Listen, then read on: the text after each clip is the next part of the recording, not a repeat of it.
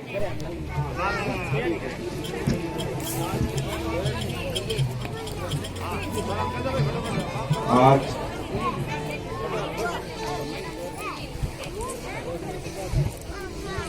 भूतपूर्व सरपंच माननीय लिच्ची देवी जी की मूर्ति अनावरण समारोह में बोलने से पहले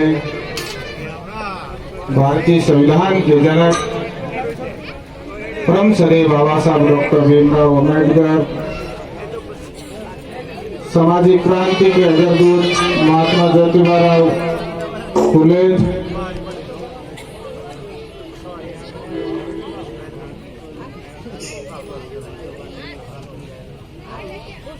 सामाजिक जनजागृति के प्रतीक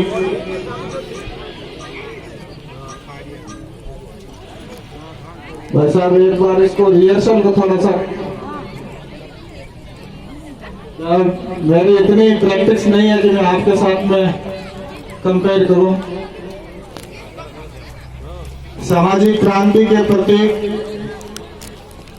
बाबा रामदेव जी महाराज, संत कबीर, संत रैदास, माननीय काशीराम साहब को नमन करते हुए हमारे समाज में जन्मे भक्ति धारा के महान संत किशनदास जी महाराज कांकला को नमन करते हुए, रामधाम खेड़ापा के रामदास जी महाराज को नमन करते हुए इस कार्यक्रम के आयोजन करता मेहरा परिवार के मुखिया मोहन राम जी और इनके दोनों भाइयों को बहुत बहुत धन्यवाद देते हुए आप सब लोग इधर पधारे, आप सबका बहुत बहुत आभार। जय भीम, जय बाबा रामदेव। मेरे से पहले तमाम वक्ताओं ने जो बात कही, मैं उन बात का समर्थन करता हूं और उन्होंने बहुत अच्छी अच्छी बातें आप लोगों को आज इस कार्यक्रम में बताई, जिससे हमारे कुछ सीखने और आगे बढ़ने का अवसर मिलेगा। साथियों, बड़े सौभाग्य की बात है कि आज हम लंबे अरसे के बाद सामाजिक कार्यक्रम में शरीक हुए हैं, क्योंकि हम सब लोग जानते हैं कि हम सदी के सबसे बुरे दौर से गुजरे हुए लोग हैं। इस सदी का सबसे बुरा दौर जो कोरोना काल को हम लोग पछाड़ कर आज इस मुकाम पर है, तो ये हमारे लिए बहुत सौभाग्य की बात है कि हमने सदी के बुरे दौर को भी मात दी। ये बात मैं तमाम बूढ़े बुजुर्गों और इतिहास को ध्यान में रख करके कह रहा हूँ कि 100 साल के इतिहास में यह दोबारा हमारा बुरा समय गुजरा है और मैं आशा करता हूँ कि आने वाला समय, आने वाला साल, ये जो हमें इस साल में प्रवेश कर चुके हैं, ये इस देश, हमारे समाज और हमारे तमाम बुद्धिजीवियों के लिए, युवाओं के लिए, तमाम तरह के जो पशु पक्षी प्राणी और मानव जीवन के लिए खुशहाल साल होगा, ऐसी मैं आप सभी के लिए ये कामना करता हूं। साथियों, आज हम मूर्ति अनावरण कार्यक्रम में यहाँ एकत्रित हुए और सभी लोग इस कार्यक्रम में एकत्रित होकर अपने आप को गौरवान्वित महसूस कर रहे हैं कि हमारे समाज के लोग आज जागरूक हुए हैं। ये जो मंच है, मैं इस मंच से भाषण तो नहीं दूंगा, लेकिन कुछ जरूरी बातें जरूर आपके साथ में शेयर करूंगा। हो सकता है कि मेरी बातें किसी को अच्छी लगे, किसी को कड़वी लगे, लेकिन आप ही के समाज का हिस्सा समझकर आशा करता हूं कि आप लोग मेरी बातों को सुनने का कष्ट करेंगे। आज हमारा समाज इस देश की आजादी के 70 साल बाद तमाम तरह के संघर्षों को करते हुए यहां तक पहुंचा है कि वो अपने पूर्वजों का सम्मान कर मूर्ति स्थापित कर सके।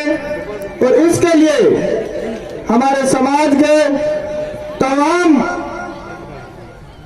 जो महापुरुषों का लंबा संघर्ष रहा है, तो उसी संघर्ष का परिणाम है ये एक दिन में हुआ बदलाव नहीं है कि इसके लिए हमें संघर्ष नहीं करना पड़ा।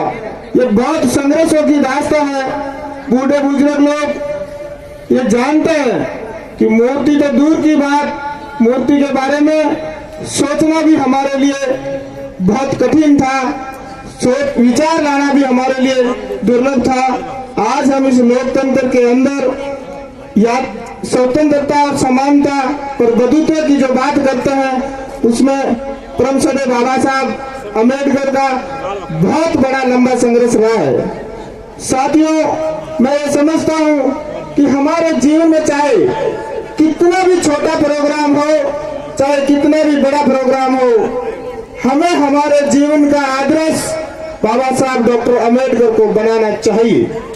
ये बात सत्य है कि हमारे युवा साथी, आज की नई जनरेशन बाबा साहब अम्बेडकर को बड़े पैमाने पर फॉलो करती है, लेकिन फॉलो करने के साथ साथ बाबा साहब को जानना फिर मानना बहुत जरूरी है। बाबा साहब के बारे में बेसिक नॉलेज लेकर के, उनके जीवन संघर्ष को समझकर, उनके इतिहास को समझकर और हमारे अन्य महापुरुषों के इतिहास को समझकर हमें आगे बढ़ना चाहिए, जिससे हमारे जीवन में कठिनाइयों का दौर खत्म हो और सब समृद्धि हमारे जीवन में आए। साथियों, आज हम लोकतंत्र में जी रहे हैं, फिर भी हमारे समाज में बहुत कुछ चीजें ऐसी है जो चिंता करने के लायक है। आज हम इस पंडाल से ये प्रण लेके जाए कि हम नशे की प्रवृत्ति तो जिंदगी से बिल्कुल बाहर करने का काम करेंगे। आप लोगों ने देखा होगा कि इन महीने भर के कार्यकाल में मेरी जानकारी में 50 से ज्यादा युवा हमारे समाज के नशे की वजह से अपनी जान खो चुके हैं। यह बहुत ही बड़ा चिंता की बात है कि अगर हमारे समाज की युवा पीढ़ी, यूथ जनरेशन नशे के गर्त में जाकर के अपनी जिंदगी को खत्म कर देगी, तो हमें सोचना चाहिए कि हमारा समाज कितना बड़ा नुकसान उठाने के लिए आगे बढ़ रहा है।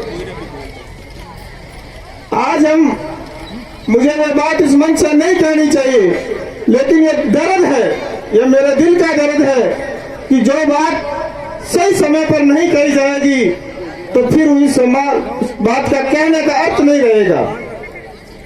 आज हम हर 1-2 दिन बाद में ये सोचते हैं कि बाइक से वहां एक्सीडेंट हो गया, फिर पता करते हैं तो कहते हैं कि नशे में था।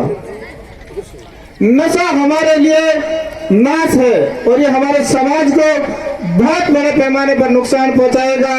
और अगर हम लोग इससे समय पर छुटकारा नहीं पा पाए तो हमारे लिए किसी भी तरह की कोई सरकारी स्कीम या फिर किसी भी तरह की कोई सरकारी सहायता या फिर किसी भी तरह की कोई मानवीय सहायता भी हमारे जीवन में बदलाव नहीं ला सकती, क्योंकि हमारा जो खुद का जो सुधार है, जो खुद को करना है, वो सिर्फ हम खुद ही कर सकते हैं।